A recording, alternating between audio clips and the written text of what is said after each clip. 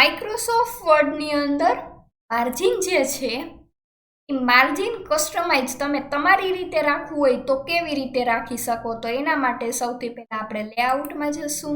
લેઆઉટમાંથી page સેટઅપમાં સૌથી પહેલું option છે માર્જિન, ત્યાં ક્લિક કરીશું.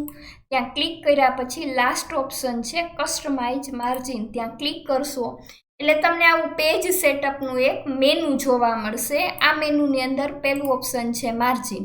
અહીંયા જે માર્જિન આપેલું છે અત્યારે 1.9 આપેલું છે, તો આ માર્જિન સેટ કરી અને અહીંયા તમે પ્રીવ્યુ પણ જોઈ શકો છો.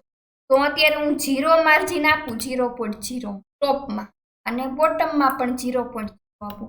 તો જુઓ અહીંયા તમને પેજ સેટઅપમાં જુઓ પ્રીવ્યુ તમારું માર્જિન છે એ અહીંયાથી જતું રહેશે. ત્યારબાદ અહીંયા 0 આપીએ તો આવી રીતે તમે તમારું માર્જિન છે એ સેટ કરી શકો છો. અને ફિક્સ ઉપર ક્લિક કરી દેશો એટલે અહીંયા માર્જિન ઓટોમેટિક સેટ થઈ. Thank you.